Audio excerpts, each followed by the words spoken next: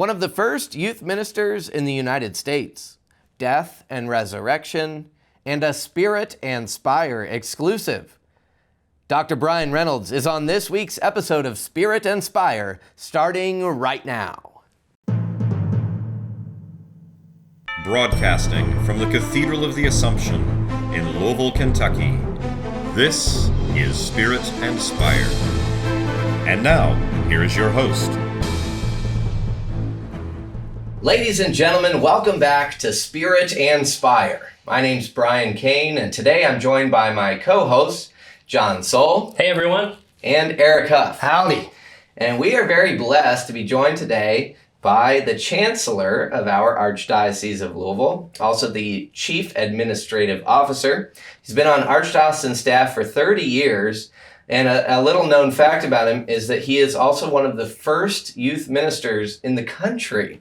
Maybe we'll get more into that. And he also holds degrees from Fairfield University, Fordham University, and a Doctor of Education from Spalding University. We're very excited today to be joined by Dr. Bryan Reynolds. Dr. Reynolds, thank you for being here. Glad to be here, Bryan. Thank you, gentlemen. Be with you all. You too.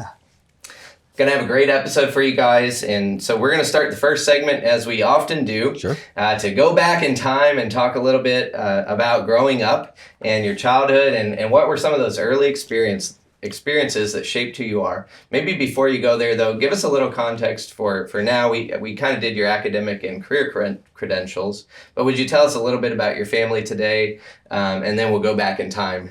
My family today is probably more important than my family history. That's right. My family today, my wife and I have been married for over 41 years. Congratulations. We have two grown children, and they're in their late 20s, early 30s. I have a grandson, who is a product of my son and his wife's marriage there. So that's my immediate family here. I have family throughout the country beyond that, which we can get into too. But my family today is my wife, my two kids, my grandson, and my daughter-in-law. Excellent. So now you're in Louisville, but I know life didn't start here. So would you mind taking us back to childhood and tell us a little bit about what do you remember about growing up? Well, that's when you're past your mid 60s, it takes a while to rerun those tapes, but I'll try. I grew up in a large Irish Catholic family in the New York area. I actually was born in Jersey, New Jersey. We just call it Jersey back there. Mm-hmm. Grew up for some of my grade school years in New York area, New York. Outside the city. And then most of my junior high school, college was all in Connecticut. So I always think of Connecticut is more where I grew up. But I was one of 9 children. I have 7 sisters and 1 brother. Wow. Where do you fall in the order? I'm number 6, eldest male. So I have 5 older sisters and 2 younger sisters, younger brother. But that was fun. It was an adventure.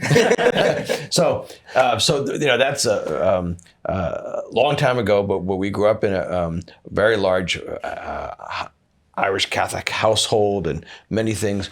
Because you have that many, you don't have the memories that people have in some other places because, we didn't go anywhere together. We couldn't all fit in the car. There wasn't no, and we just did things in the neighborhood. That's what we continued to do. And there's a 20-year span between my youngest sister and my oldest sister. So it was kind of mixed out the way.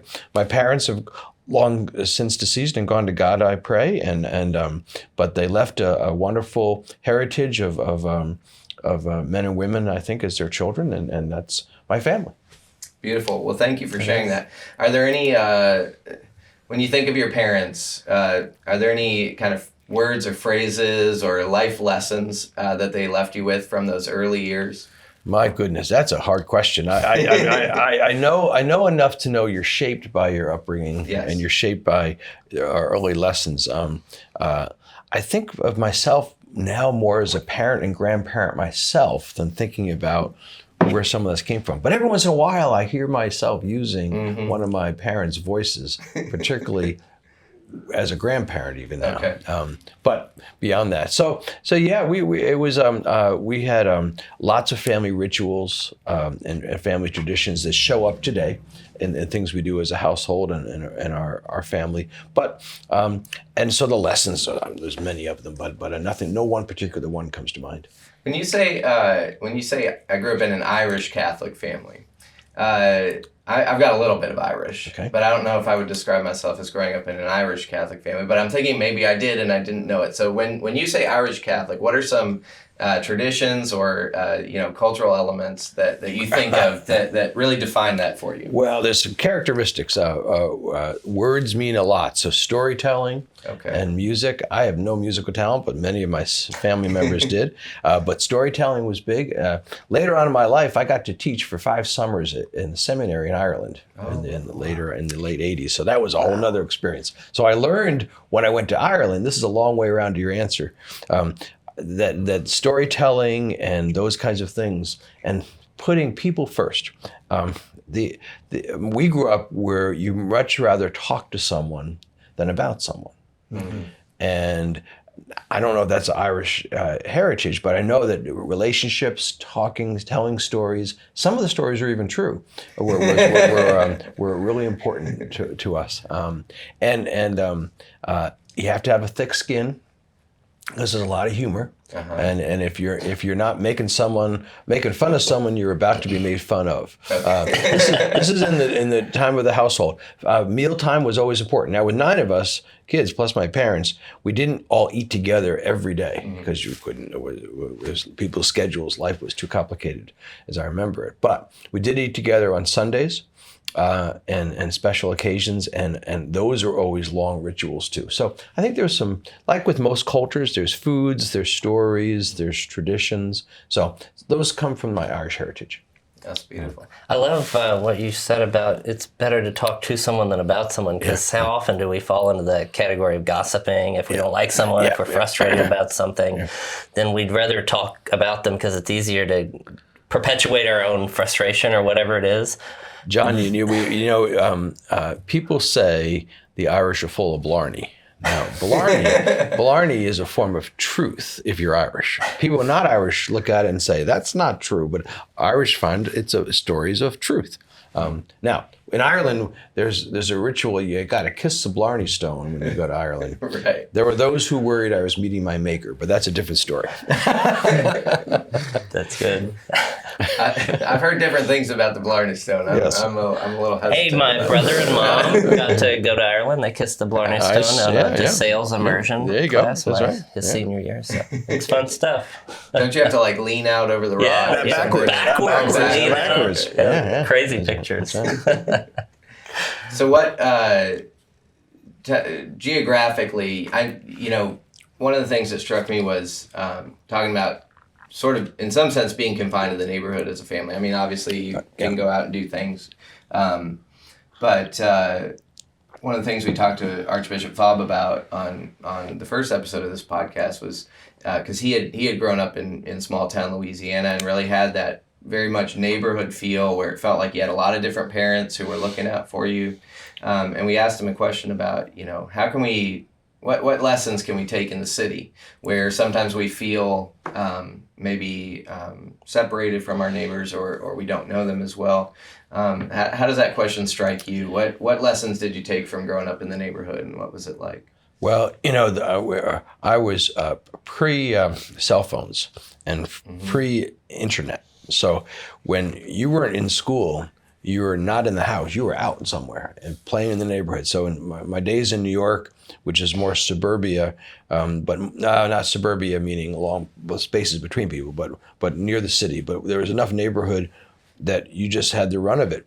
We did stuff that I would never have let my kids do. We wouldn't go on a bike and drive our bike 10 miles. We don't know where we're going, but that's what you did in those days. This is in the 60s. Wow. And then later on in Connecticut, likewise, a little further out from people because it was more of a small country town where I grew up was in Connecticut. But everybody knew each other. It was one high school, and and everybody knew everybody.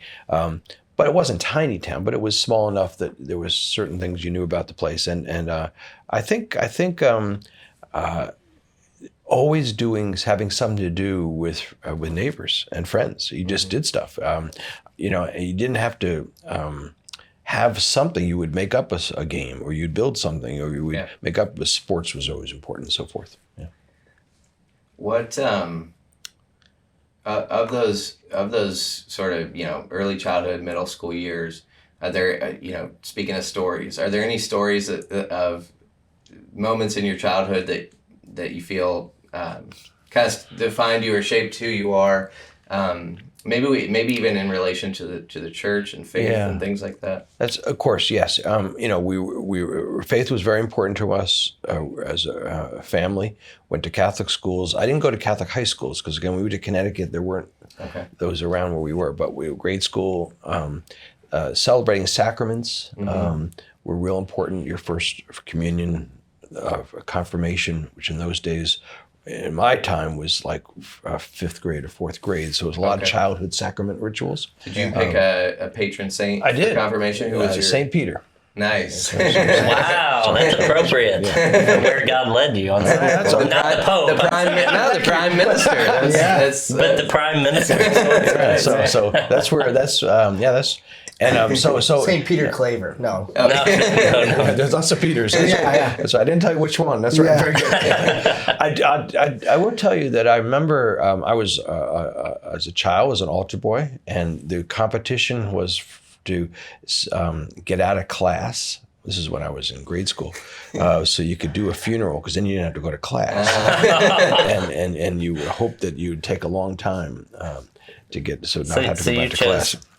An experience of sadness and death over being in the classroom. So it sounds to me like Well, I didn't feel always too sad if I didn't know the person, but I was having a good time with the other altar boy. Yeah. But while it was the one thing you could do, because again we didn't get in cars. We were about 2 miles from the church, so we'd ride our bike to 6:30 in the morning mass if you're serving. That's what you do.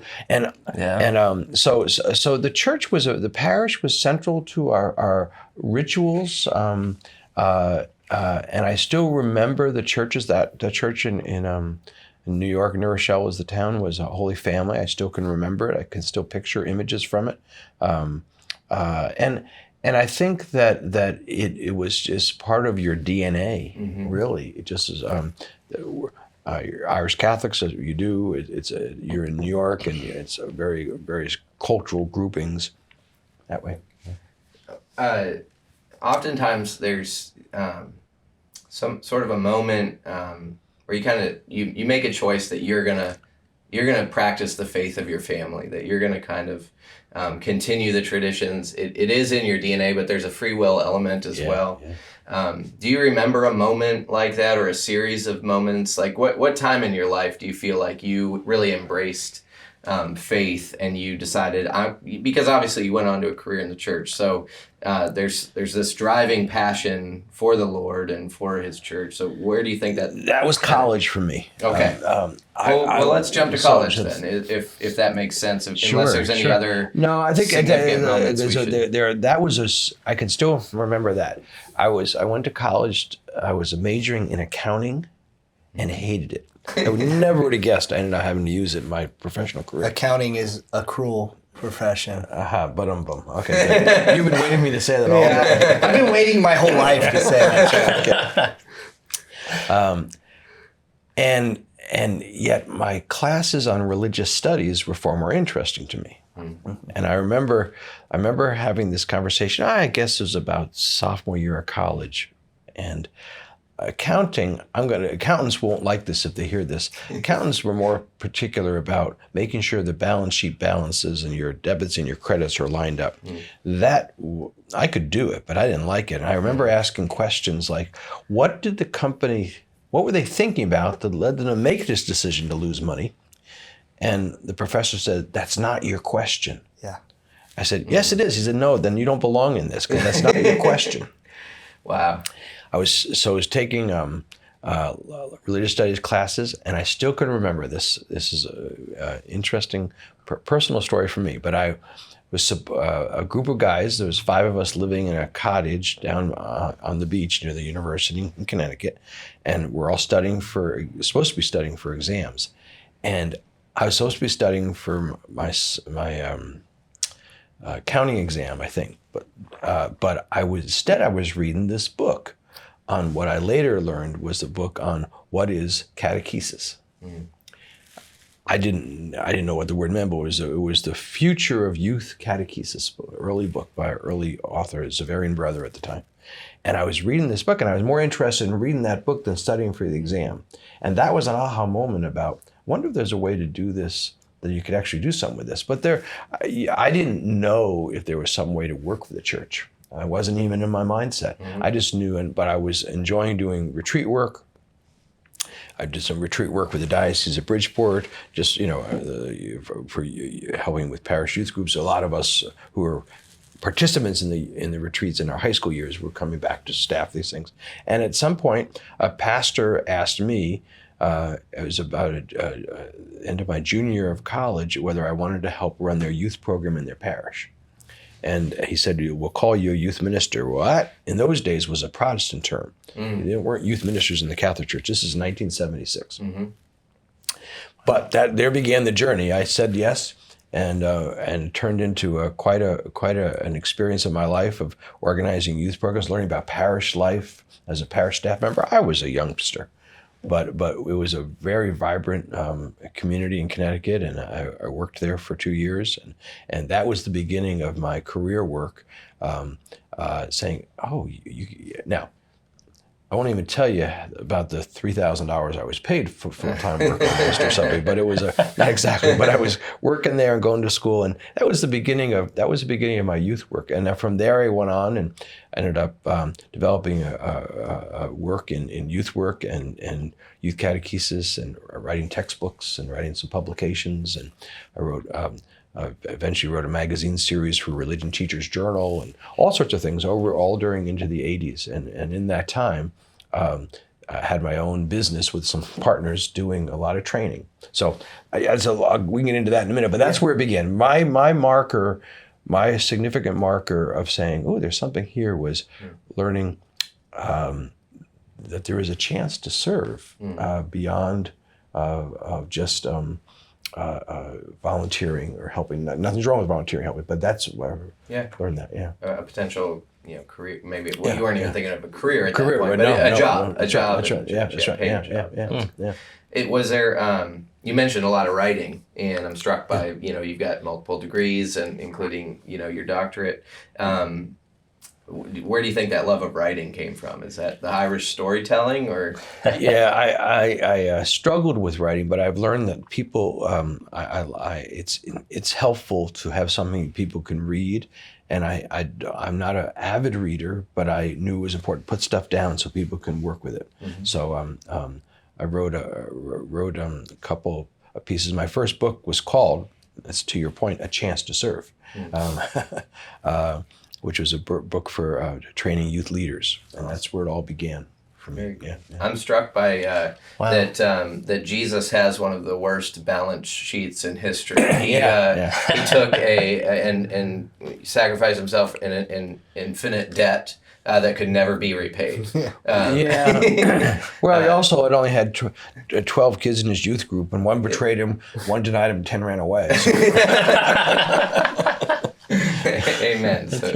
Well, very good. We're gonna take a break here. Thank you for being on listening with Spirit Spire. Thank you, Dr. Reynolds, for the time thus far. We'll be right back with more from Dr. Bryan Reynolds just after this. Hello, everyone. The Marian Center is one of Louisville's true hidden treasures. Located at 165 Sears Avenue in St. Matthews, the Marian Center is a Catholic bookstore and gift shop. It also contains a lending library, a large selection of used books and free materials, and a beautiful Blessed Sacrament chapel. For more information, call the Marian Center at 502-899-5125. God bless. Welcome back to Spirit and Spire. Thank you for joining us. We're back with Dr. Bryan Reynolds, and my co-host Eric has our second segment here. All right, thanks, Brian. Dr. Reynolds, I was really struck by, as someone who has half a business degree and a whole theology degree, I have an associate's in business that, I kind of feel that path of, if sitting in my accounting class, I only wish I knew there was something else and I didn't have to go through managerial and financial. But so when we left off, you kind of talked about moving into ministry, I guess on a professional level. But my question is, can you share any experiences that you've had in ministry, maybe being around the people where you've seen, we call them God winks on here, but just extreme providence or God working in people's lives or your life where you go, okay, God has revealed himself here. I can kind of see what he's doing and what's going on here. I got a lot of answers to that. Yeah, I I'm really sure. do. Well, let me pick a little story up from where we left off in segment 1. Sure. When I started in youth ministry, because it wasn't as significant who I was, but there weren't many of us. So I started traveling, and so I was newly married, and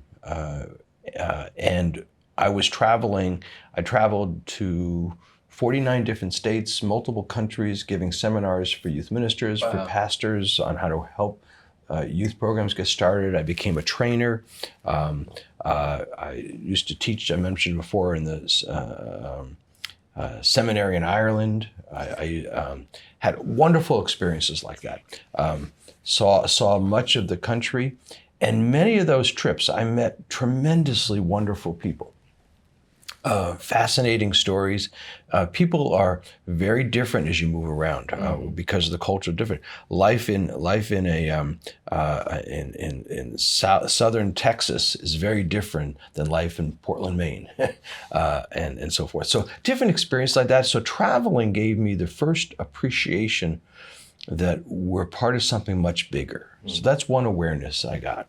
And even kind of my prayer life at that time even had a little bit of a travel tone to it. I really loved sitting on an airplane, looking out the window and praying.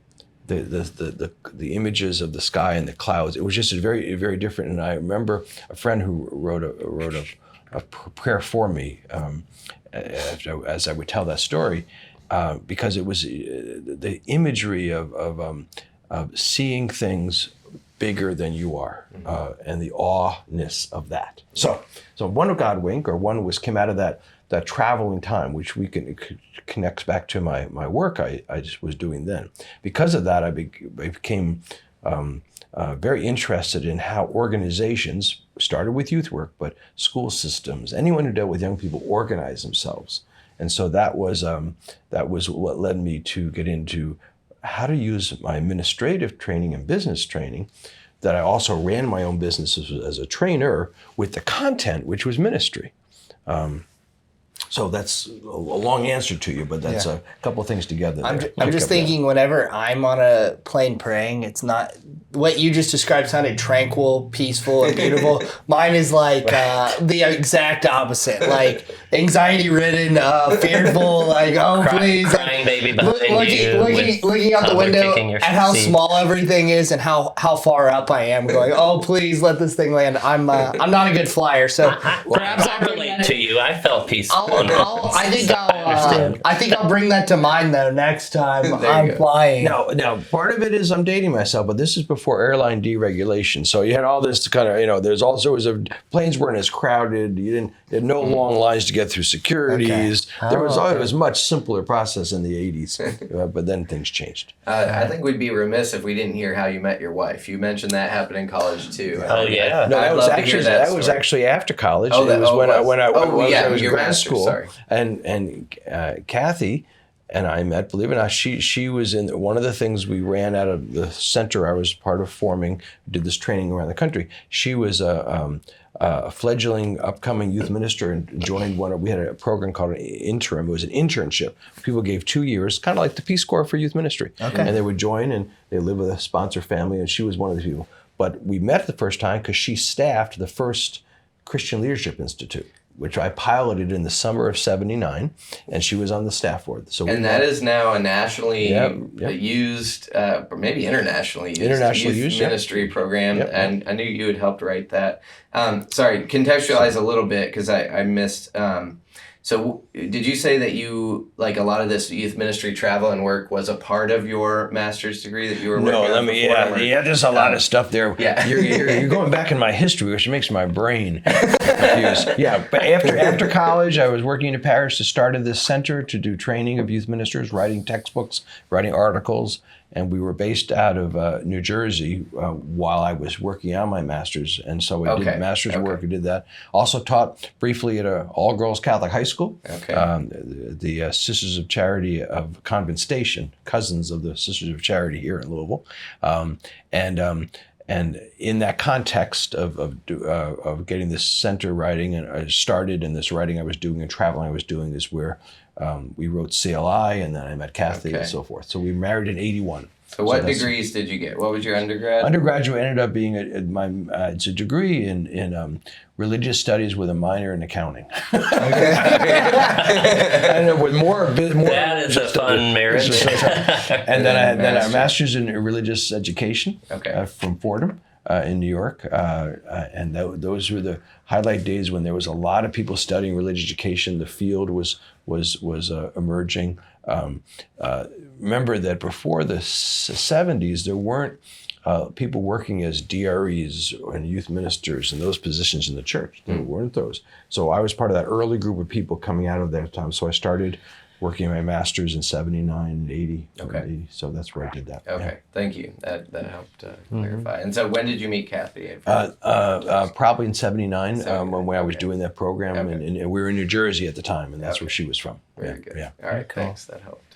Sure. All right. So we kind of see this path, and you're working in ministry. You're writing programs that still exist to this day That's internationally. That's right. Pretty awesome. That's right. So what was the path, I guess, to get you from there to Louisville? That's a great question. I think is and maybe that's too broad a jump. I don't know. No, actually, I could do that. That's one. I have 3 of your God winks. Okay. The second one is in this story. I like this. Okay, so I was traveling literally about 180 days a year. Wow. Giving seminars, speaking to thousands. I was teaching the seminary in the summer in Ireland or different places in this country. I was writing materials, but part of what I was learning wasn't just the art of youth work or catechetics, but about how to organize things and set those up. Plus, I have my own business, so I had a little bit of business doing this. When you kind of said that was something you noticed during your accounting degree, even you wanted to ask the questions. Why did we lose this money rather than just that we did lose money? So this little nonprofit ended up growing. We ended up with 7 or 8 or 9 staff and all these things. So one of my clients, if you would, was the Archdiocese of Louisville. And I used to come here, and those days I was doing leadership training, but I also was doing what would be strategic planning. We were helping the diocese to help this diocese organize some of its services, how to set those up. So I had known Archbishop Kelly since my early youth work days when he was based in Washington. So literally after about my 30th trip here, he said, let's have lunch. And he said, how would you like to stop traveling and move to Louisville? This is 1990, spring of 1990. And I said, well, that's a different idea. Just give up everything I did to do that. He says, well, the church is changing and there's now a growing number of people. It wasn't until the 80s that a lay person could be a chancellor, for example, and some of the stuff we're doing. So he said, well, would you be willing to come here and take some of what you've learned there, but do it for an archdiocese? And to this day, I talk about Godwink. I was like, that sounds fascinating, and I don't know why, because I was literally at the top of my field, traveling a lot, been to countries in Europe, giving seminars. So I called Kathy from Louisville Airport. I said, Kathy, you want to move to Kentucky? And she says, where's Kentucky? But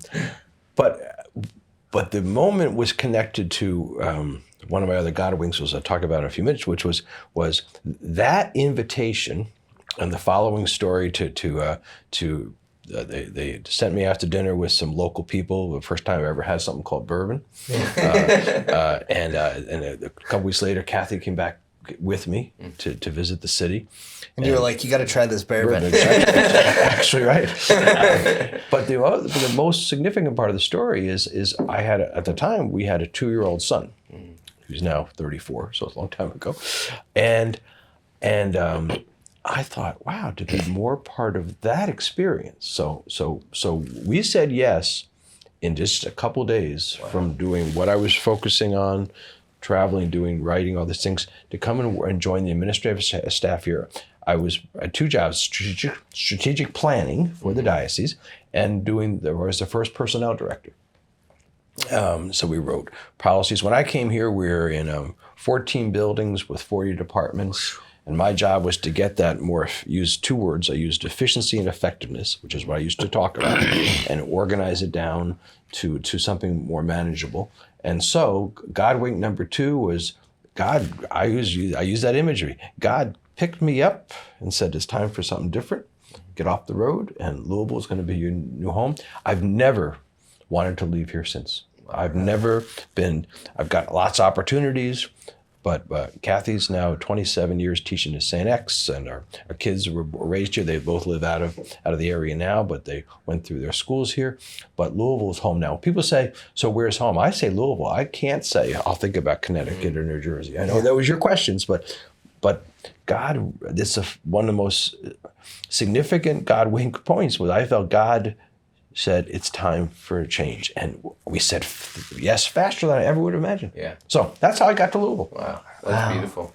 I think there is something special here about rootedness, and like a lot of people move here and stay. Yeah. I've done a decent amount of traveling, not nearly to that level, but I am struck by how many families stay here, and then also just the rootedness of the families. Great that have place been to here raise a family. For a long time. Great place to raise a family. Well, think about the fact that, you said yes so quickly. It was almost like similar to how Mother Mary was given this vision of Angel Gabriel saying this. She said yes, and then what did she do? She arose and went with haste, without thinking much. And so she would have never thought of saying yes, and then went straight to her cousin Elizabeth, which is kind of an amazing, similar concept I there. imagine the Blessed Mother did it with a sense of conviction.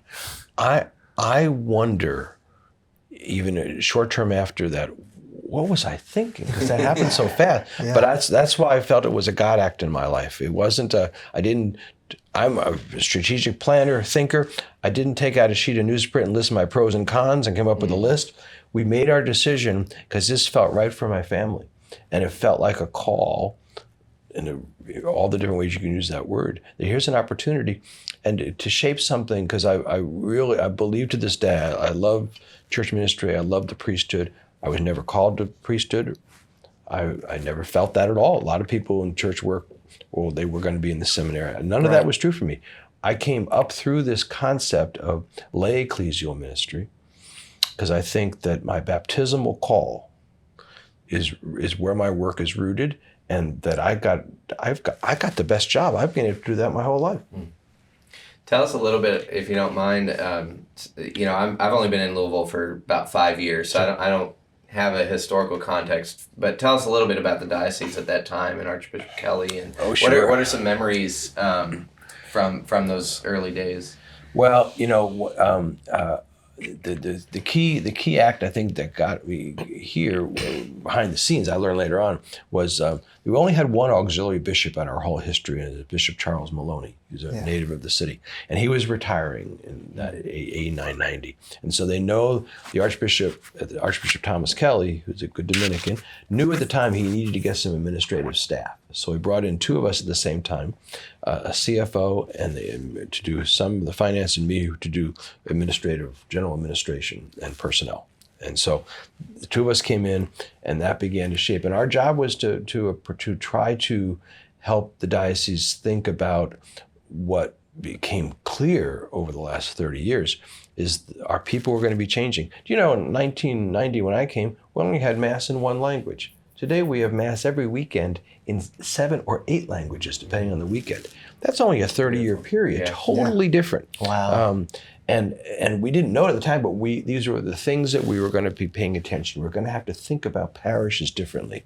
We knew that the number of priests was going to be shrinking. You could just tell. The numbers were predictable. We knew that we had people loved their parishes, but we had too many churches for the numbers of people we had, and they were all small. We built in the 40s and 50s. We built a lot of 400-seat churches, and so today in Jefferson County we have big churches that surround the Gene Schneider, and that's because we knew we were going to have fewer priests, but people need a place to come to worship. So these big churches we started planning along the Schneider now are Gabriel's and Peter the Apostle and St. Michael's and St. Patrick's and St. Bernadette. They're all churches that seat 1,200 because we knew we can't just build more. We had to add churches. but we couldn't just build another 400-seat church. We wouldn't have the priests to support them. So anyway, those kinds of thought process to plan churches, to plan, we had a lot of agencies. As I said, we had 40 of them over the years, first 5 or 6 years here, we got it down to about 20. Not through layoffs, but through mergers and connecting people together. And my first building project was to build the Maloney Center, which was a boarded up old school building when I found it, when I came in 90. St. Vincent de Paul, is that? St. Vincent de Paul, Yeah. that's right. So on the corner of Shelby and Oak. And so I found that building and we renovated it and moved 14 offices in there. The Record was on a downtown office tower on 6th Street. The school's office was on over at St. Bridget off Bardstown Road. The youth office was on Popular Level. The worship office was on Bishop Lane over by the towers over there on the Watershed Express. All those offices came together. The efficiencies of that. But what it built was a sense of church shared ministries among these agencies. And so that's a long answer again. I got too many long answers for you. No, but what this took is good. place was the shifting that started then, and that's when I was doing administration work. It was about 2000, year 2000. 2001 is when Archbishop Kelly asked me to accept the position name of Chancellor. And that's because what we were doing, he said, it helps to have a canonical nature to it, and not just a business nature to it. Yeah. So I was Chancellor and Chief Administrative Officer. Neither one stop better, but it allows that. So as Chancellor, every Chancellor around the country has slightly different job descriptions. Mine includes planning and personnel work. And general administration. So all of those things came together during the first 10 years I was here. So earlier you mentioned, I think you mentioned that Archbishop Kelly, when he was talking to you, he said, now laity can be in these roles. And I know you were one of the first youth ministers. How many lay chancellors do you think there were up until that point? right. Not many 20 years ago. When I was named in 2000, got too many twos and zeros there. About 2000, 2001, there weren't many. Yeah. Just as when I first started doing general administration work in 1990, there weren't a lot of lay people in those positions either. Now there's many around the country. And were there national meetings? Yep, there's some national meetings, and I remember going to a national meeting in 1993 for people doing general administration in dioceses in New York City, and 2/3 of them were Monsignors, and the rest of us, a few lay people from different places of the country, smaller places like here and a few others. But now it's become much normative. I have counterparts of my job description in Chicago and Boston and Newark and Portland, Oregon and Minneapolis. So it's not uncommon now, but it was when I started doing it. So yeah, I was an early youth minister, then I was an early lay administrator, then an early chancellor, as the story goes. So that's been a gift to have the opportunity to help shape some of those things, I think. It strikes me that, because I can see all the work and the hard work and the enjoyment out of making things more efficient and effective, while at the same time it strikes me that there might be mixed emotions of being in leadership in a time when just the objective reality is that the church, in terms of membership, is sort of in decline. I think what we try to show on this show is that there's the church is growing in other ways, and in terms of there's sort of a new fire and there's some renewal, and I feel like it seems to me that you were trying to set the stage for that. But how do you think about that? You talked about priests. You're having to plan for there to be less priests. There's a painful aspect to that, I would imagine. And that is a painful subject because people don't want to think about things losing something that you were used to having. I think that I love our priests of this diocese because of the commitment they have to serve.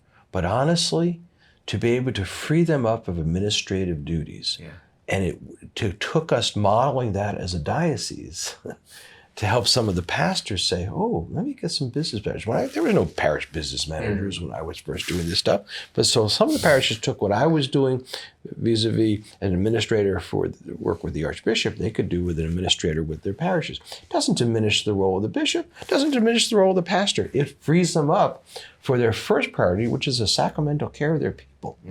So that's that. I wouldn't use. I understand what you asked, but I wouldn't use the image of planning for fewer priests. That was a reality. As a planner, I got to look at demographics. I look what's happening. The seminaries are smaller. Yeah, that's in God's hands. I don't know where God's shaping us, and I have much trust that's in God's hands.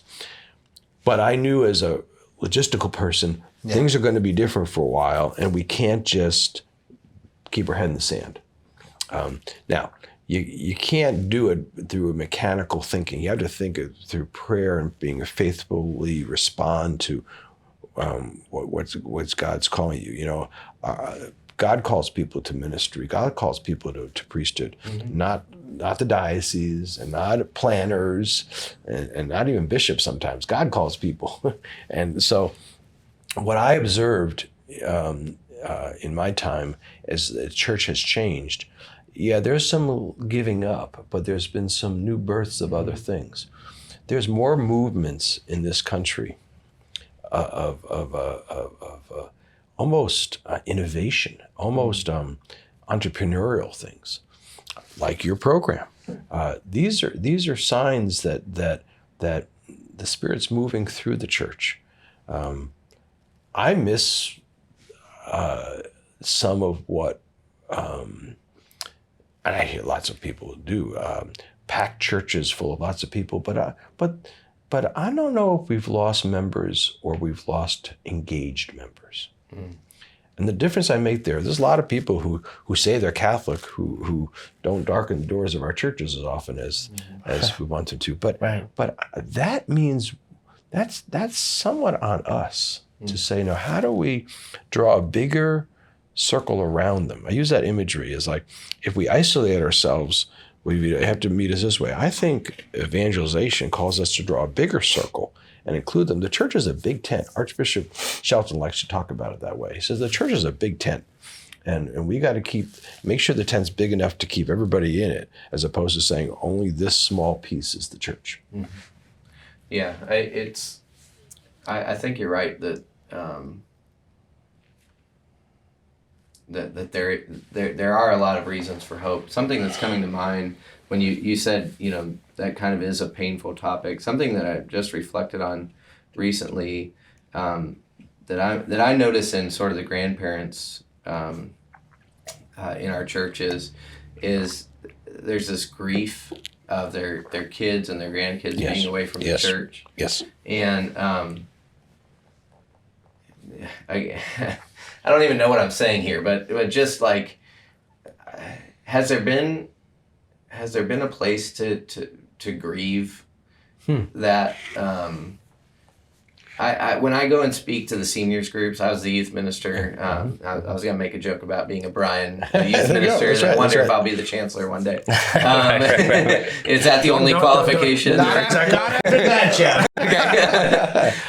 But, you know, at Margaret Mary, I would go to the seniors groups, and there was just this pervasive discouragement, and I would always try to encourage them that your prayers, but this is only a recent thought. Again, I have not thought through it very well, but I wonder if is the first stage that we need to like just grieve a little bit what has been lost so that we can then look forward. Does that make sense? Like, I feel like some people are trapped looking backwards. Can I ask you to think about it through the lens of the Paschal Mystery?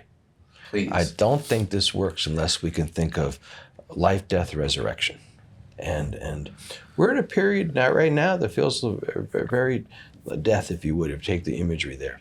Jesus taught, but Jesus had to die to produce new life. And we're being shaped. I don't know. I don't have the eyes of God. I can only tell you my observation is we're in a slope down experience right now. Yeah, people do grieve.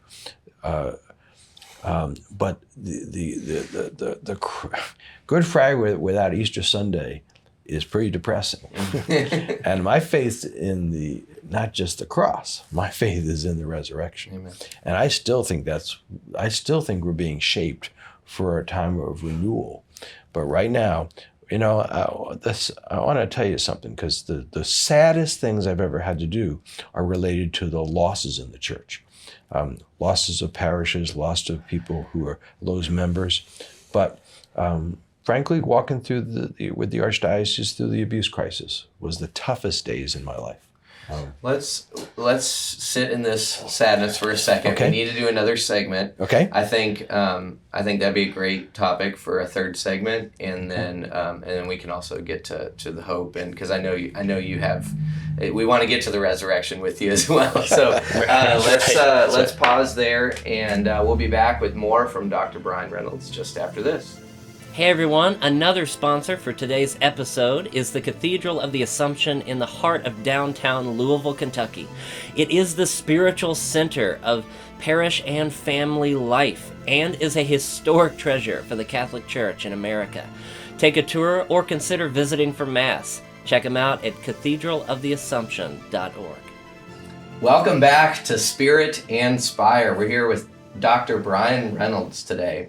And we were just talking about some of the challenges that Dr. Reynolds has experienced during his time as chancellor, which tied in very providentially in a God-wink kind of way to the question that we had planned for the third segment. So I'm going to turn it over to Mr. John Sohl for his question here. Thank you, Brian, and thank you, Dr. Reynolds, for being here. Sure, it's John. A great gift, and you've known me, sir, for quite a while. Long time. I was a kid. Actually, I was born the year you came to Louisville in 1990. That was the spring that you were meeting with Archbishop. I was in the womb. So a few years later, my parish school closed in 1993 from a lot of debt that had accrued over that 15-year period of time. And in 1995, the church almost closed, and there was this incredible I don't know how to describe it, just movement of the Spirit of all these people, calling and asking and praying for a hearing to be able to state our case, and somehow by the miracle of God we were able to remain open and things like that. And I share it, and then of course a year and a half later we burned down. And of course these guys are going to laugh about that, but it was a trauma at the time. It's terrible. It's terrible. We're not laughing at the church burning down. I know. You just know me. I mean, here I was 6 years old, and I'll never forget and I've said it like this in different talks and stuff I've given, but I'll never forget the silence as I stared past the police tape into the skeleton of my parish home. And one of my best friends from that time, my childhood, I remember he was just screaming, crying inconsolably. Nobody could stop him. And I've never forgotten the intensity of those days and the pain of that, and a lot of the negativity. I mean, you want to talk about death. Like, gosh, that was like, it forged into my being. That was the same year that we had the horrible flood that hit a couple months later. And the tornado had hit 6 months before that. So it was just all of that. It was like the Old Testament coming to life. It really was. And my dad was turning 40 years old. Yeah, so it's like what's going on? But I just felt this intense, like how did God preserve us? How did we get there? And maybe I'll share more of that when we get to the maybe resurrection of all this. But with perhaps that experience and maybe other experiences of darkness, like what were some of your difficult times you experienced? Maybe St. Luke was one of them, among others, but can you speak to some of that? Yeah, I think the two toughest stories I have in my 30 plus years serving here. One is when you try to walk an organization as complex as the Archdiocese through organizational planning, because people want to see it through their own experience, and having to ask questions about efficiencies or effectiveness or how do we do these things, in a way that is staying true to the mission of the church, true to the gospel, but also some practical realities of things. So, twice in my 30 plus years, we went through times to reduce the number of parishes, and that's a painful process. The 1995 story is the one you're referring to, and people like your dear mom and dad, John, who led the process to have St. Luke's not be on a list to be closed. I would stand back and say, there's no such thing as a good way to close a parish. But there are times where you have to ask the question, how do we support this many facilities?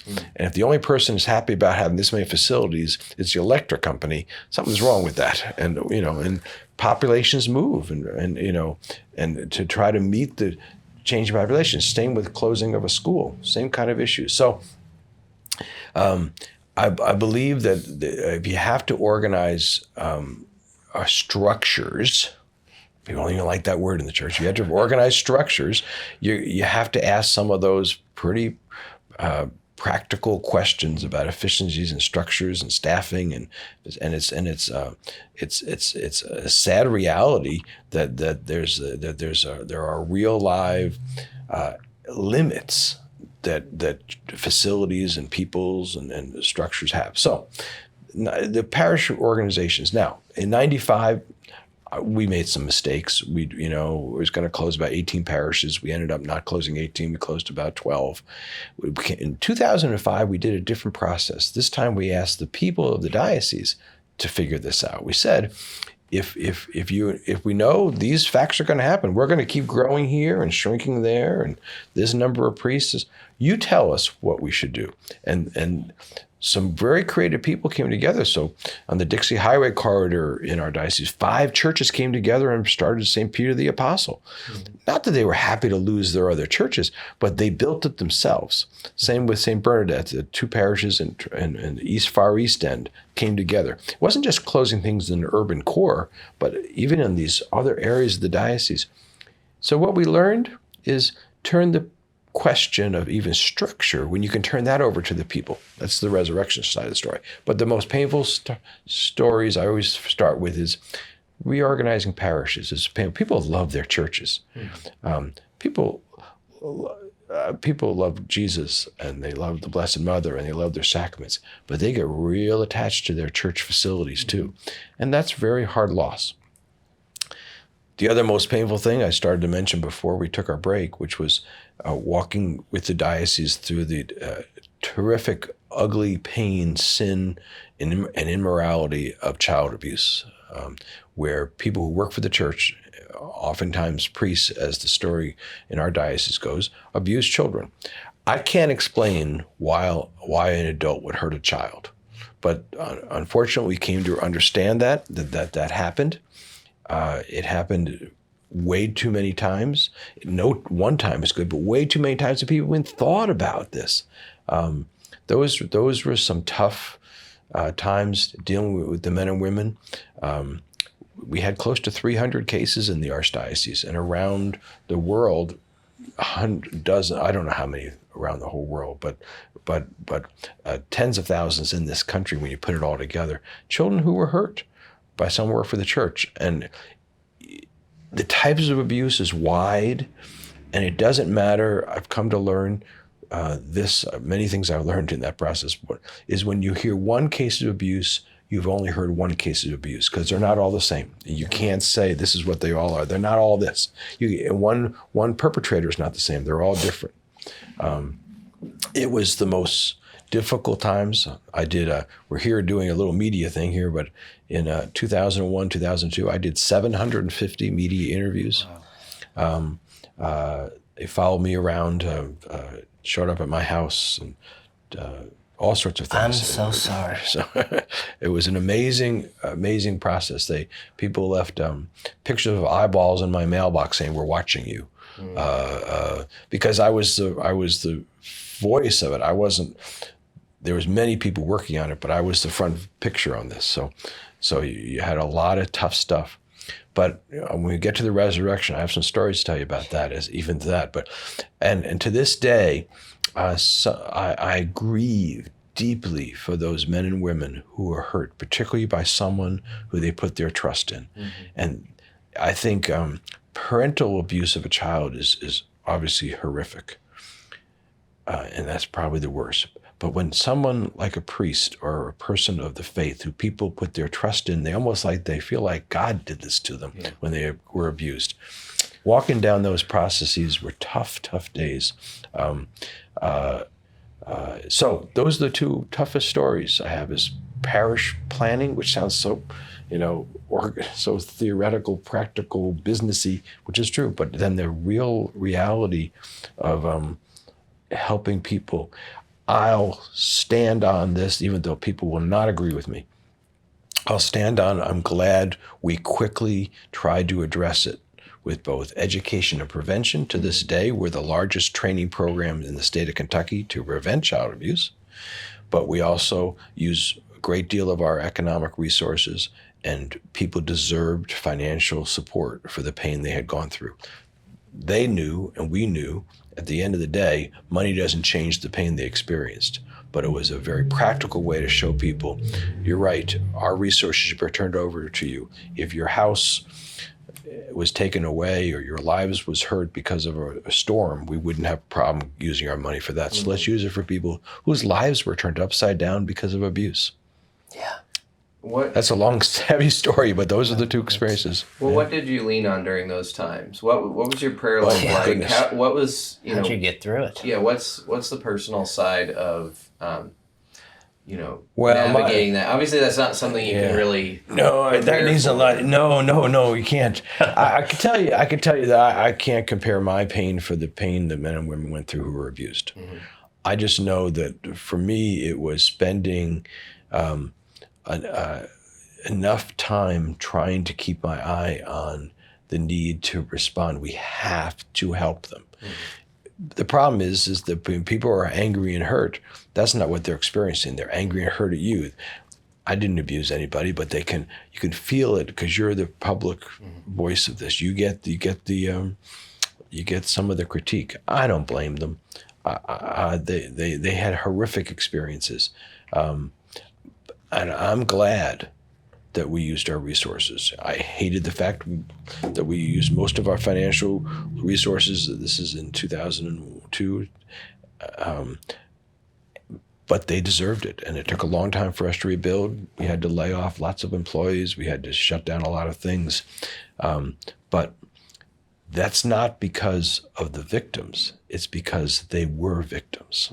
They don't deserve blame for asking for help.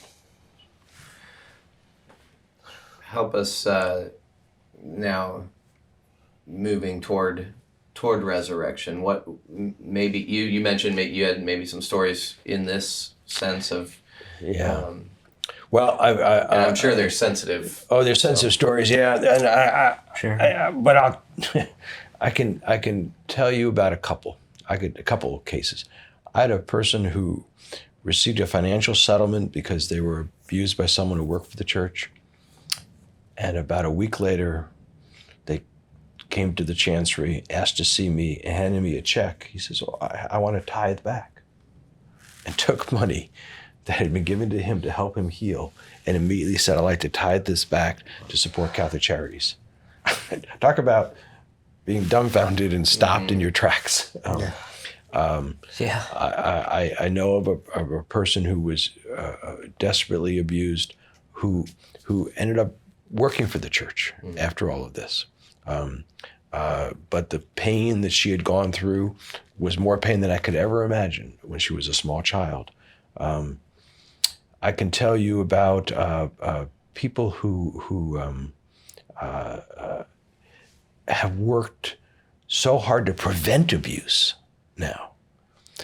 So it's almost like like you hear people go through recovery programs. If they can turn that around and use it for others. And so there are a lot of them out there who do great things every day to make sure that their experience isn't someone else's experience. Yeah. You know, I feel this deep ache for people who've gone through abuse, and a lot of it's fueled by things like addiction to pornography, addiction to drugs and alcohol, things like that. it's all about self-medicating deep wounds that maybe these abusers themselves sustained when they were younger. And Sometimes. it's the generational chains, right? And I think there's a temptation in the church, in the world, to sink into this feeling of despair, hopelessness, where it will only get worse.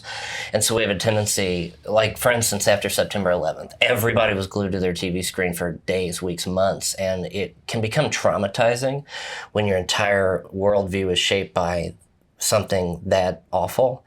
And I think we all can sometimes fall into the idea of paying attention to the headlines that only seem to get worse, the hashtags and sound bites that always seem to be twisted and distorted to somebody else's agenda, right? Mm-hmm. And I have found a great solace and consolation in the church, not by all the headlines that we're discussing that we have to address, but more by some of the themes of, like, the World Meeting of Families, that I've been to World Youth Day, that other, like the ecumenical councils or the synods. When the church chooses themes for these things or scripture quotes, I have felt that perhaps is maybe something more to pay attention to. Like, as the church prays, so does she believe. So if we want to have hope and to have faith and to have love again, I wonder how paying attention to those things could pull us out of this muck, maybe on some level, lead us through the death into the resurrection. And so my next question for you, I mean, if we can address this, and maybe you can touch on, other pains that maybe we need to touch on before moving forward, but where have you encountered people where they have actually experienced that kind of healing that they are longing for, the conversion, the love, and where do you find hope through some of these experiences, even if it starts out dark? Your words stir me, John. Your whole description there of the process of it's almost the conversion stories themselves, talking about the difficulties people go through.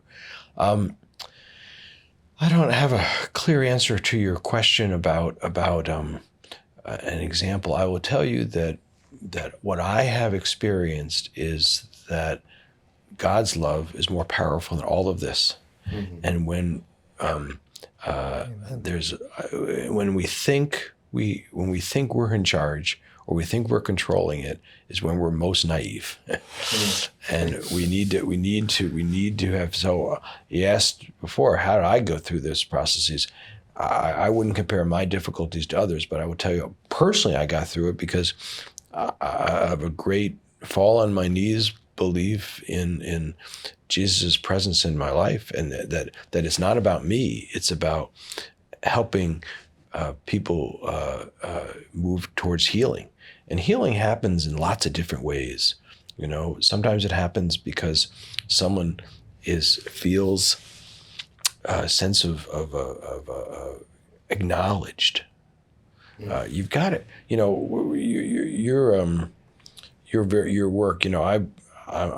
You're a better evangelist, three of you, than I'll ever be. But I'll tell you that I do know that if you build relationships with people, that's in those relationships, in that encounter, that you can have an opportunity to help them heal, because they feel attended to, they feel responded to, they feel validated.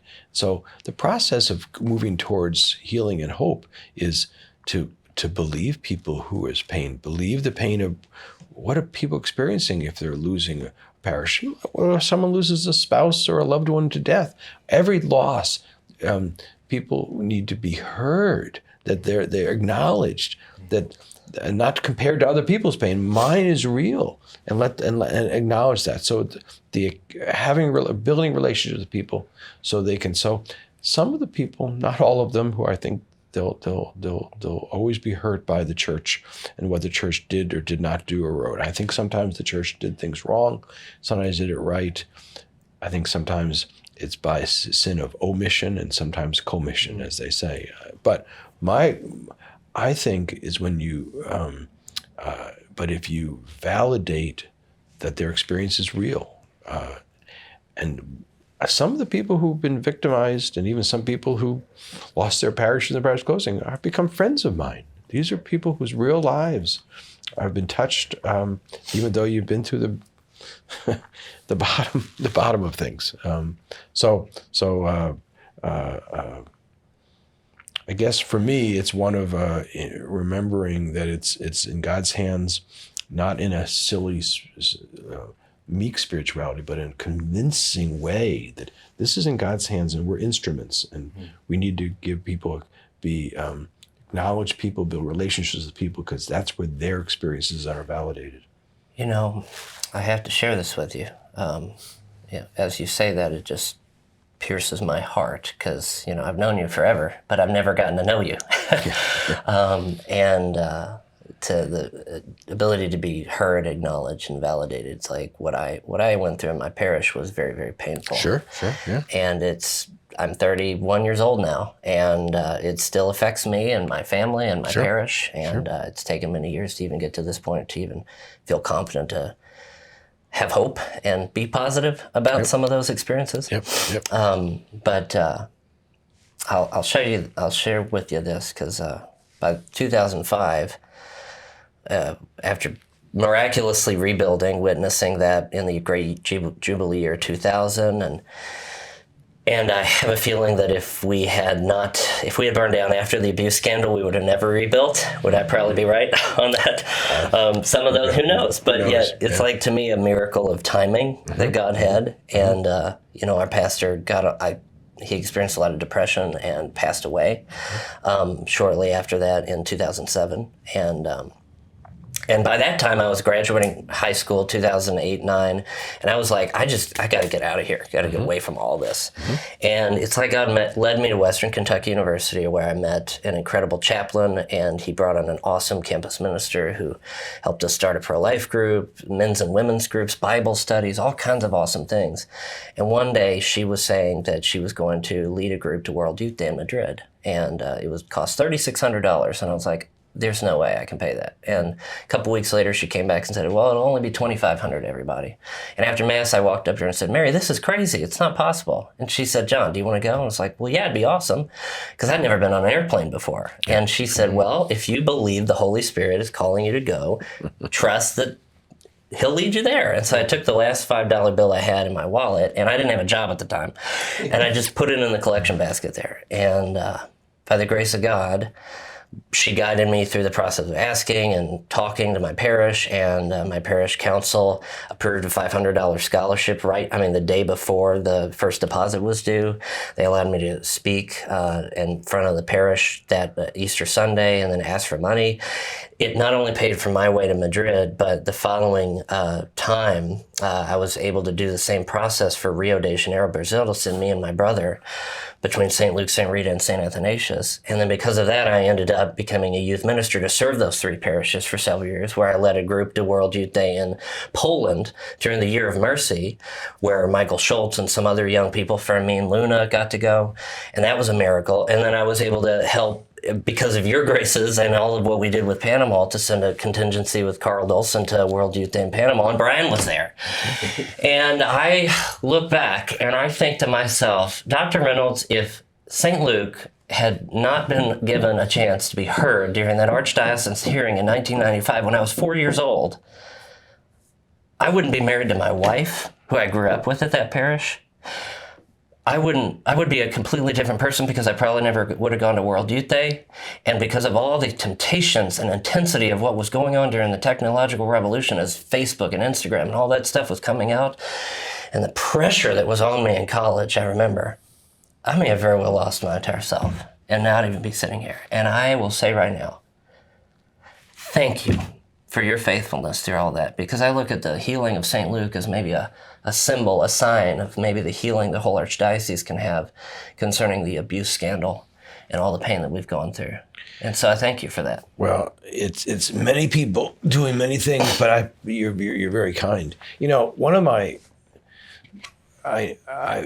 you asked a minute ago about signs of hope, there's so many. Yeah. Your story there is perfect, but there's big ones too. I still remember standing in 2008 when we had our bicentennial year, And we had two experiences as a diocese. One was we had a mass at the baseball stadium. Archbishop Kurtz and about 5,500 of us were there, followed by a concert with the Monarchs, followed by a concert with America, the long ago music band who was from my era. But I remember standing there and watching this, and who would have thought a few years before that we would even have gathered like that? And here we were, 5,500 of us at the stadium. So a couple of weeks before that, by the gift of Pope Benedict, every diocese was invited to send a contingent to Yankee Stadium to the Mass with the Pope. And we sent 600 of us. I didn't know you could rent a 727, but we sent about 10 or 12 buses from different sections of the diocese. But we also rented a plane because we had because we wanted to get some of the retired priests who couldn't have gotten a bus, and so we rented a plane, and that was a fun experience. And Kathy and I were blessed. My wife, we were invited to sit down on the floor of the stadium and receive communion from Pope Benedict. And another experience, I remember looking around and seeing Yankee Stadium filled with thousands of people, honoring our original diocese of Bardstown. Who were the first inland diocese, as you've done your history around here. Yes. In your program. So Baltimore came first, and then we're the eldest child. Baltimore calls us the eldest child, eldest daughter, because the original decrees, Bardstown came before Boston, so we actually so maybe only 2 seconds older, but technically we're older. So That's hilarious. But all those so It's like twins fighting. absolutely. Boston, New York, Philadelphia, Boston, New York, Philadelphia, and Bardstown. But anyway, this point of the experience, both those liturgical experiences are examples where I saw the breadth of worship. And not everybody likes huge worship events. I like them. I think they remind us of some spirit that can happen. We just were blessed here in this diocese, not to get off this subject, but the installation of Archbishop Shelton Fabre as our 10th bishop, 5th archbishop, was a wonderful day here. We had thousands of us gathered, and it just full of beautiful energy and music and ritual and so. I keep looking for those things. I thank you for your kind words, but I mostly am grateful because we have a merciful God who, in spite of ourselves, stays with us. That's right. And on that note, let's wrap up that segment, and we'll be right back with more with Dr. Bryan Reynolds on Spirit and Spire. Hey everyone, here at Spirit Spire, we want to serve our community by highlighting God's work in our parishes, schools, and apostolates. We hope to bring renewal and unity between all those in the body of Christ. If you would like a shout out in the next episode of Spirit Spire, go to spiritinspire.com or email us at spiritinspire@gmail.com. Thanks and God bless. Welcome back to Spirit and Spire. Thank you for being with us thus far. We're here with Bryan Reynolds, Chancellor of the Archdiocese of Louisville, and we're so excited to have you, Dr. Reynolds. Thank you for your time thus far.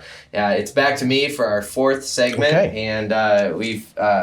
You call it a cleanup hitter, right? Yeah, that's right. Yes. Clean this up. Here you go, Bryan. I was never big enough to bat cleanup, but on a podcast I can, so...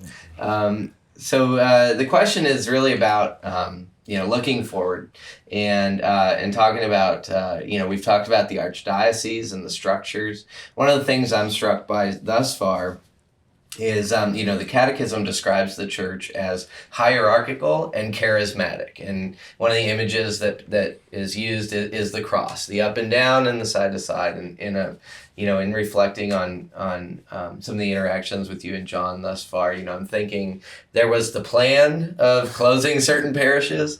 That was, in my mind, sort of the hierarchical, the structure.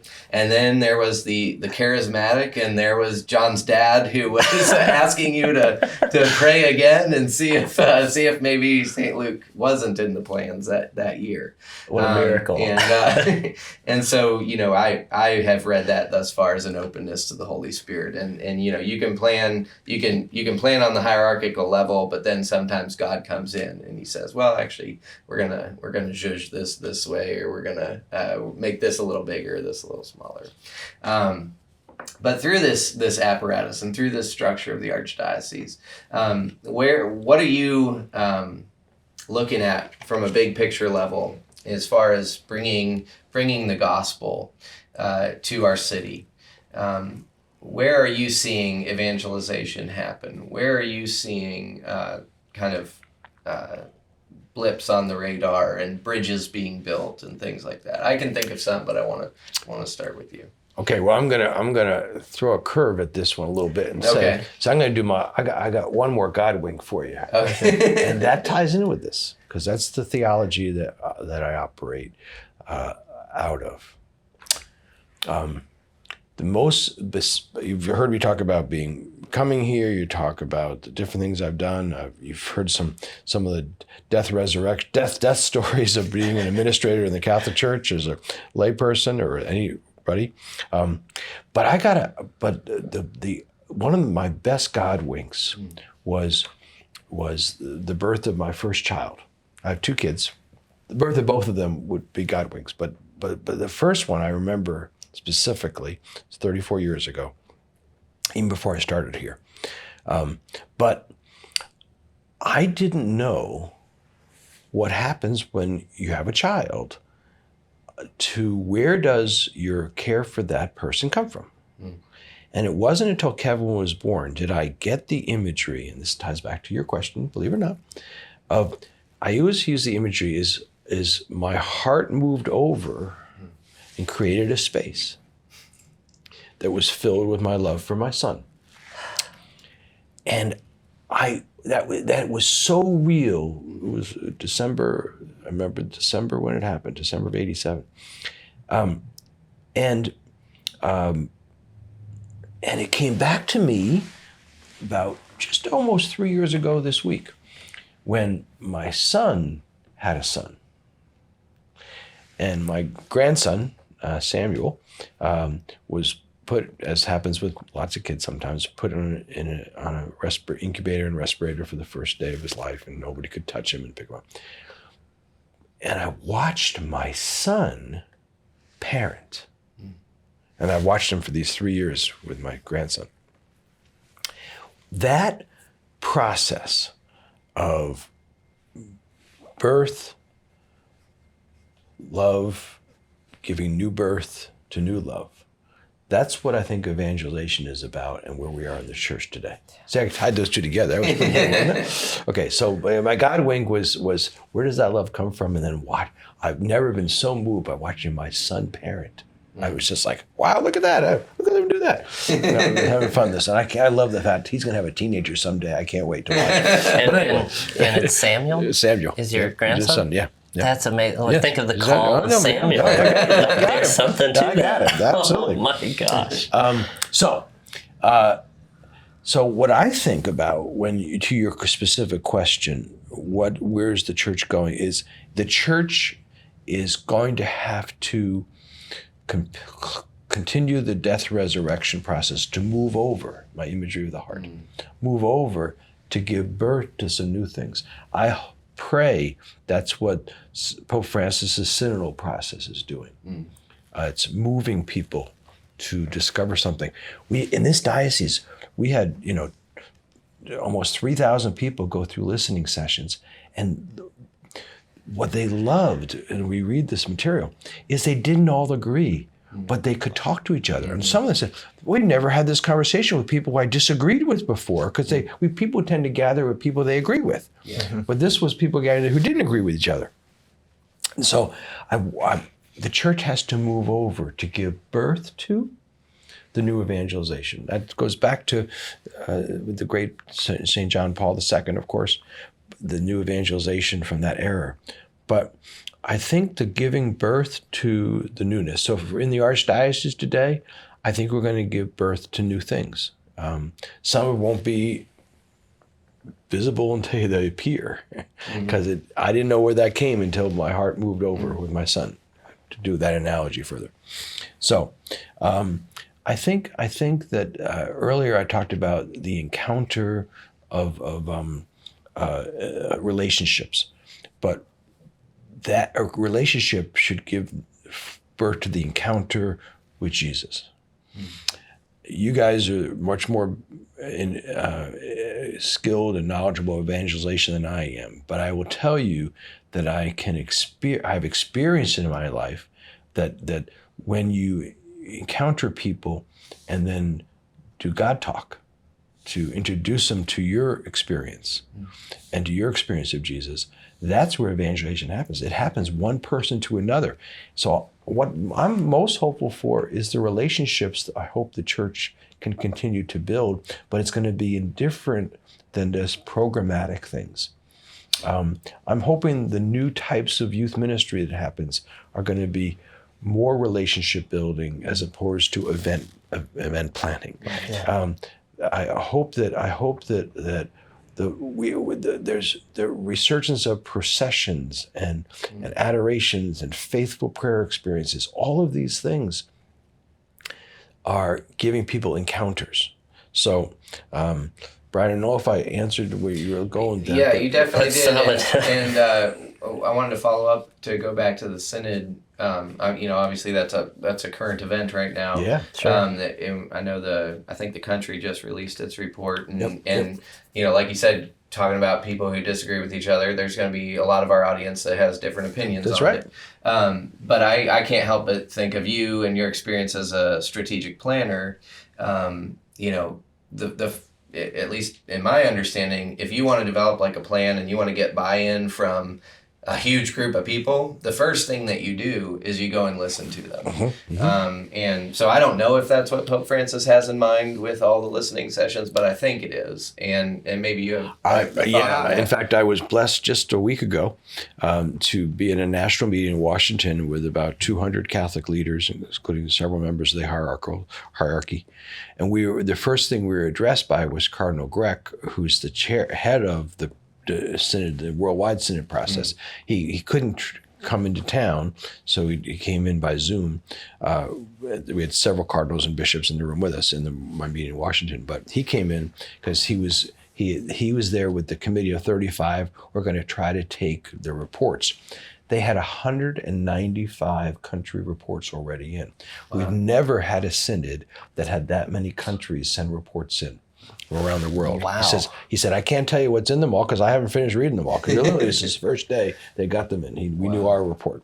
How many countries are in the world? Does anyone know? It's right around 195. That's the number that's in my head, at least. I don't know. Well, anyway, I can tell you that it's a lot. It's a lot of. That's reports. A huge percentage. That's got to be 99%. They never had anywhere near that many. They were talking about it. So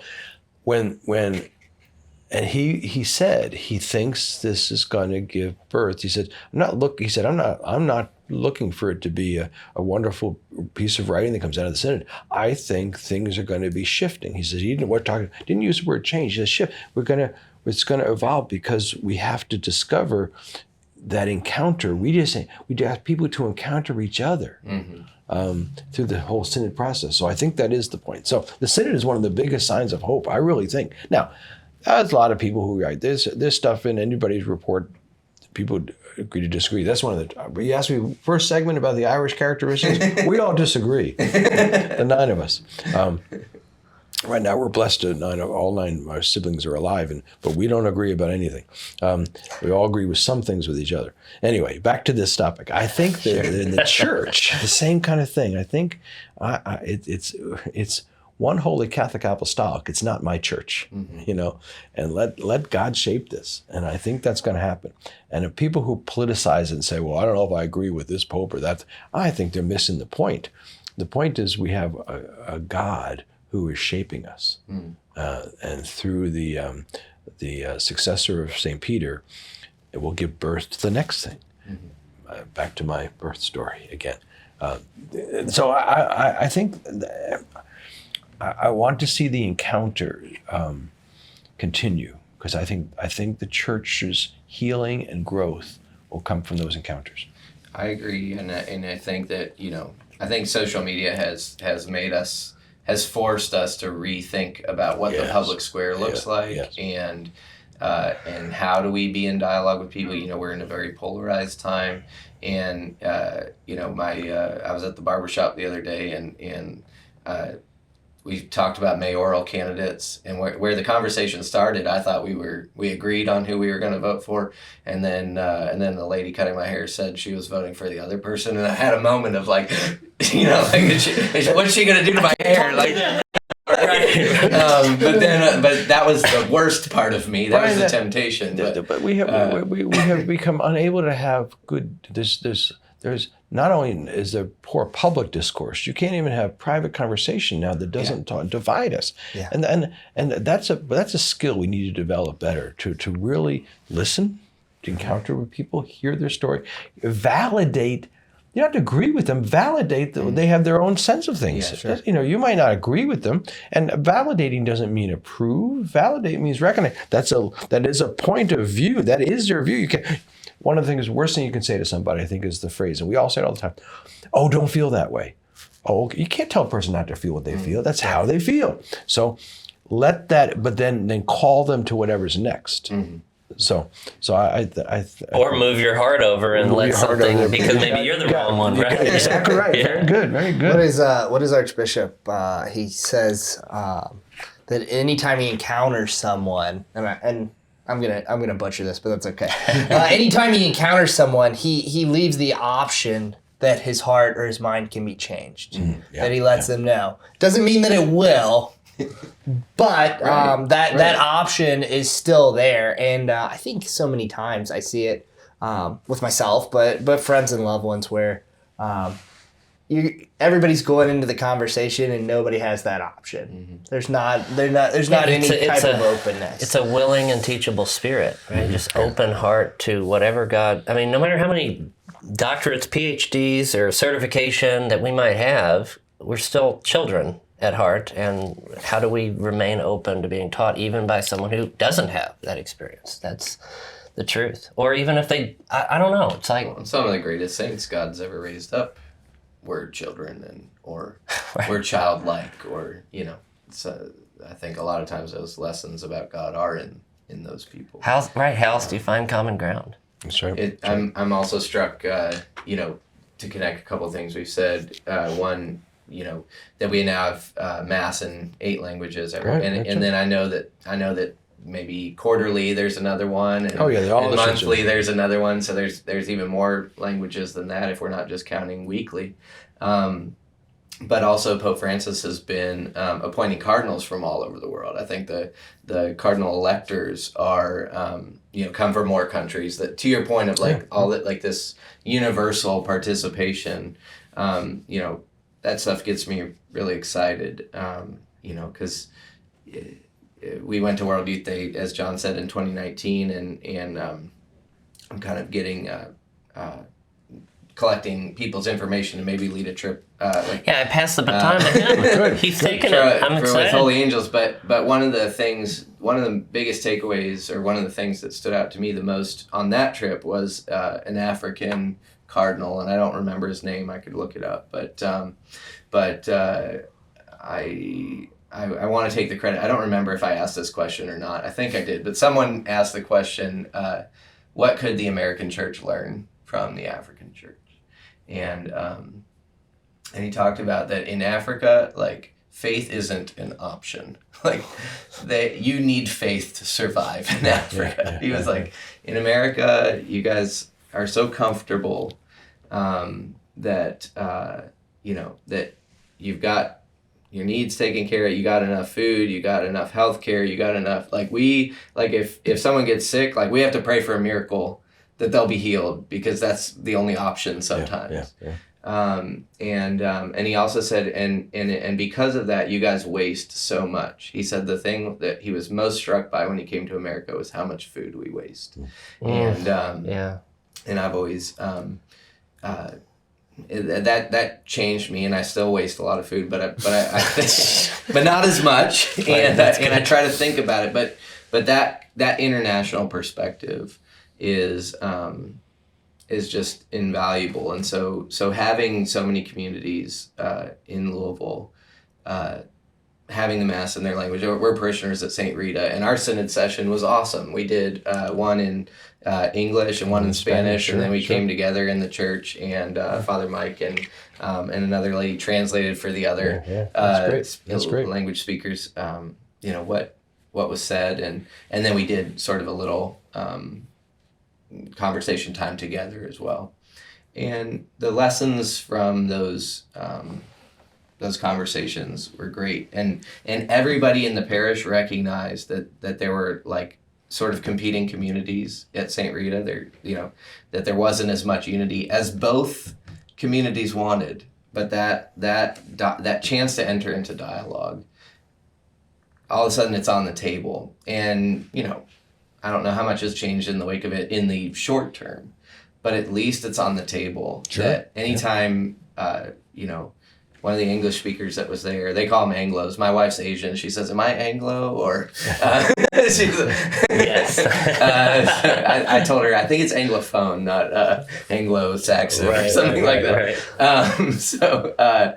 But anytime I see a Hispanic person that I saw at one of those things, like I know on some level we're on the same page, and that we're moving toward the same goal, and we want the same things out of our parish, and we want community and unity and all that stuff. Well, it comes, there's one of my favorite lines from the Second Vatican Council is where it refers to encounter coming from people's acknowledging their greatest joys and deepest sorrows, and it's both, and so that's why the imagery that we talked before about the Paschal mystery, the life, death, resurrection, that's all you need to preach about is what Jesus taught, the cross and then the resurrection. There's a wonderful preacher who's a Baptist preacher who I know somewhat, and one of his Good Friday sermons just repeated over and over again. It's Friday, but Sunday's coming. And I remember thinking that, and so whether it be the Synod or other experiences in the church or podcasts like yours, the church is being shaped, and we may be going through some greatest joys and deepest sorrows, but if people can share their greatest joys and deepest sorrows, that encounter will bring them, I believe, to Jesus. Yeah, amen. Well, thank you for coming on and sharing some of your joys and sufferings with us. Now, you happen to be the first guest that we've had on that has his own podcast. Yeah, right. And I think when Eric said that to you, you said, well, it's actually the Archdiocese that has a podcast and you host it. But either way, right. That's right. You've got What's New in Archlou, and I've been listening. The sound is fantastic. Like, I feel like if you... after your retirement, want to go on NPR and introduce classical music, you've got the voice for it. So, I have a face for radio. No, that's not what I said. I got it. Well, I can tell you that what gave birth to that was actually Archbishop Kurtz. For years, I was his counter in the Conversations with Archbishop Kurtz television show. And we knew when Archbishop Shelton was arriving to not want to repeat that, because those were conversations with Archbishop Kurtz. And rather than, let's do something different. So we used the podcast, since that seemed to be the growing medium out there these days. And so somehow, since I was used to being the one who would be the facilitator of Archbishop Kurtz's conversations, I would do this. And so we've had Archbishop Shelton on twice. We just did it, taped last week, another one, and more is coming with different things. So the idea of the podcast is titled What's New in Archlou, so people hear about what's new. Now, we have one of the highest award-winning Catholic newspapers in the country, in the Record. Yeah. People love to hate newspapers, but the fact of the matter is, the Society of Professional Journalists, not just Catholic Press Association, both award the Record for its quality, because lots of church periodicals are not having the kind of stories and topics and themes and all that in there that's in the record. I say that only because the people need to be communicated with. So whether it be the newspaper, whether it be podcasts, whether it be radio and TV, this is really important to communicate. That's how the good news gets passed along. So yeah, that's what's new at ArchLou is going to introduce people to the names of places. We are the luckiest. We have the best staff in the United States. One of the things I'm most proud of here is being able to convene and get the best department heads in their various fields. Are the department heads in our agencies, wonderful people that are just top notch in their fields, but also committed men and women to the work of this local church. So that we're going to highlight some of them in the podcast and some of these events that are going on that people are, we're about to move into the Eucharistic revival scene. Right. And we just episode on that's right. I'll point people so, to that. And that's, I have to tell you, that's down the road, and it culminates in 2024 with a Eucharistic Congress in Indianapolis. We learned today. First time you're going to hear us. I'm going to announce it on here, not on my podcast. We better release this episode soon. Tomorrow. Normally we have a buffer. So. They're going to do a national Eucharistic procession to Indianapolis from all corners of the country. And the procession is going to come through Louisville. One of them is going to come from different parts here. And when it comes in here, like they used to do the torch for the... that's exactly what I thought of. This is going to process that is a great idea. And pick it up here. That just gave me chills. Wow. So today we got approached on it over the weekend. Archbishop called me and he said, ask Dr. Karen Shadle, if she would be our contact for that. So when it comes through town, we'll have to host some of the people at our homes as they continue the procession through. Some can join it on their way to Indianapolis. A whole nother podcast on the journey, imagery of journey. Amen. But that's you had it here first. That's awesome. Well, thank you. Well, hopefully this episode comes out while we still have it here first. We'll see about that. Seems unlikely, but Dr. Reynolds, where we give our guests a chance to kind of say, where can we find you? Where would people find what's new in ArchLou? Would you like to direct people to any websites or any further resources? Well, first, let me start by thanking you three for what you're doing, because you're already spreading the good news, and I'm pleased to be invited to be here. I always want to point people in a couple of directions. One is I want to point them to the record. All you have to do, it's absolutely free to them. If they register in a church, they're going to get the record. And so, and now it's coming out in language with Spanish as well, different things. So, cool. But the record is also, if you're not a newspaper reader or don't want to join the parish, lots of Catholics don't these days, even though they're faithful people. So tune in to line up with our social media. The archlou.org is our webpage, www.archlou.org. But on there, you can find the record in both a digital form. So we have a Twitter feed, a Facebook feed, and I can't even tell you all the social media names because I don't know them all. But we're out there, and I see people ought to follow those kinds of things you're going to hear a lot about. Many of our parishes have feeds now. Our high schools have feeds now. You can't keep up with them all. So find out where you're going to get some, and find more than one, because you're going to hear the breadth of that. So I encourage people to stay in touch with the local mediums like this wonderful podcast, and remember that God speaks through these opportunities. So don't follow me, follow archlou.org. Awesome. Thank you so much. Thank you all. Thank you all three. It's been a pleasure. Same. And thanks to you for tuning in, for watching, listening to Spirit and Spire. It's been a pleasure to have you. Thank you again to Dr. Bryan Reynolds for being with us. If you'd like to communicate with the show, you can write us at spiritandspire@aol.com. We like to think we're the only podcast with an @aol.com email address. And you can find us on all the... That was intentional. That's an Erik Huff original right there. You can also find us on all the regular social media platforms. We do ask that you like, subscribe, and share. Each one of those boosts us in the all-powerful algorithm. Not nearly as all-powerful as our eternal God, of course. Thank you all for watching, and have a great day. Good night. God bless.